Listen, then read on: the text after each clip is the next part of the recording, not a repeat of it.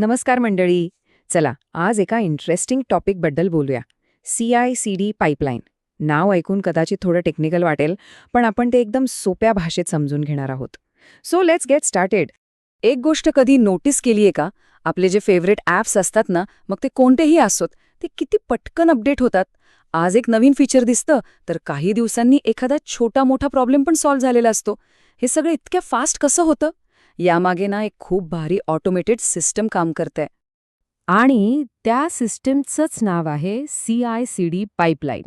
एकदम सोप्या भाषेत सांगायचं झालं तर ही एक अशी ऑटोमॅटिक फॅक्टरी आहे जी सॉफ्टवेअर बनवण्याचं काम म्हणजे खूपच फास्ट, ऑटोमॅटेड आणि एकदम विश्वासार्ह बनवते.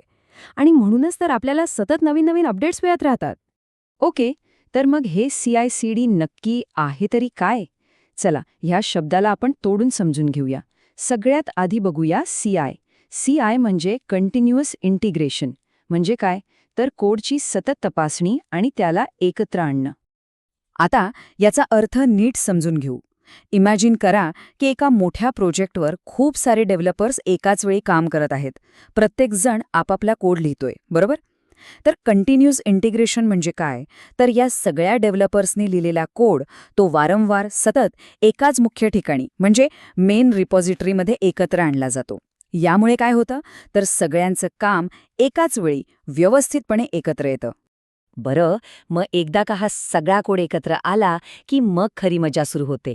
कारण इथून पुढची सगळी प्रोसेस ऑटोमॅटिक असते.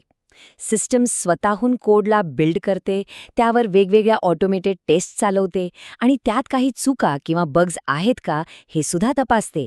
आणि जर काही प्रॉब्लेम सापडला ना, तर डेव्हलपरला लगेचच कळवलं जातं. किती सोपं? चला, आता आपण CI मधून CD कडे जाऊया. CD म्हणजे कंटिन्युअस डिलिव्हरी किंवा कंटिन्युअस डिप्लॉयमेंट. नावाप्रमाणेच इथे सॉफ्टवेअरला आपल्यापर्यंत म्हणजे युजर्सपर्यंत पोहोचवण्याची ऑटोमॅटिक तयारी सुरू होते. आता इथे एक छोटासा पण खूप महत्त्वाचा फरक आहे. कंटिन्युअस डिलिव्हरीमध्ये काय होतं, तर सगळ्या टेस्ट्स पास झाल्यावर कोड रिलीजसाठी एकदम तयार असतो. पण त्याला फायनली रिलीज करायचं की नाही याची परवानगी मात्र मॅन्युअली द्यावी लागते. पण कंटिन्युअस डिप्लॉयमेंटमध्ये तसं नाही. इथे तर सगळ्या टेस्ट पास झाल्या की कोड आपोआप थेट युजरसाठी लाईव्ह होऊन जातो. कोणतंही मॅन्युअल काम नाही. ओके, तर आपण CI समजून घेतलं, CD पण समजून घेतलं. पण मग यात पाईपलाईन या शब्दाचा काय अर्थ आहे? सोपा आहे. पाईपलाईन म्हणजे या सगळ्या ऑटोमॅटिक स्टेप्सना जोडणारी एक साखळी. जसं एखाद्या फॅक्टरीमध्ये असेंब्ली लाईन असते ना, अगदी तसंच. कोड लिहिण्यापासून ते तो आपल्यापर्यंत पोहोचण्यापर्यंतचा सगळा प्रवास याच पाईपलाईनमधून होतो. या पाईपलाईनमध्ये साधारणपणे 4 महत्त्वाचे टप्पे असतात, एकदम सरळ रेषेत. पहिला टप्पा सोर्स स्टेज, जिथे डेव्हलपर आपला कोड सबमिट करतो. मग तो कोड जातो दुसऱ्या टप्प्यात, बिल्ड स्टेज, जिथे त्याचे ॲप्लिकेशन बनतं. तिसरा टप्पा आहे टेस्ट स्टेज, इथे सगळ्या ऑटोमेटेड टेस्ट्स चालतात. आणि मग शेवटचा चौथा टप्पा डिप्लॉय स्टेज, इथे तयार झालेलं ॲप्लिकेशन युजर्ससाठी लाईव्ह केलं जातं. हे सगळं एकामागे एक पटापट आणि ऑटोमॅटिकली घडतं. तर आता आपल्याला ही संपूर्ण प्रोसेस कशी काम करते हे कळालंय. पण खरा प्रश्न हा आहे की ह्याचा उपयोग काय? हे सगळं इतकं महत्त्वाचं का मानलं जातं? चला, याचे फायदे बघूया. सर्वात पहिला आणि सगळ्यात मोठा फायदा, फास्ट डिलिव्हरी. सगळं काही ऑटोमॅटिक असल्यामुळे नवीन फीचर्स किंवा कोणतेही बदल युजर्सपर्यंत प्रचंड वेगाने पोचतात. वाट बघावी लागत नाही. दुसरा फायदा आहे, चुका कमी होतात.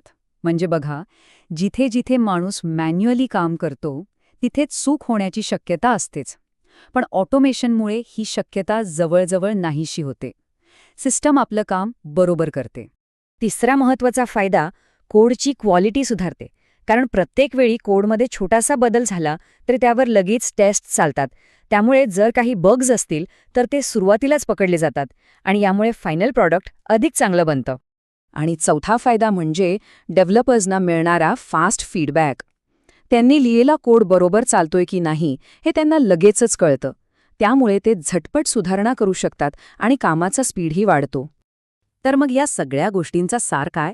आपण या संपूर्ण सिस्टमला एका वाक्यात कसं सांगू शकतो?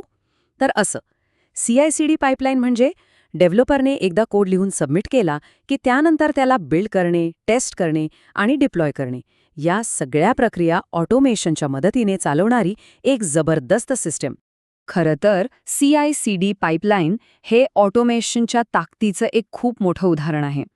आणि यावरून एक विचार नक्कीच मनात येतो की सॉफ्टवेअर इंडस्ट्रीप्रमाणेच टेक्नॉलॉजीमधलं हे ऑटोमेशन आपल्या आयुष्यातल्या इतर गोष्टींना कसं बदलेल, आपलं भविष्य कसं घडवेल, विचार करायला लावणारा प्रश्न आहे नाही का?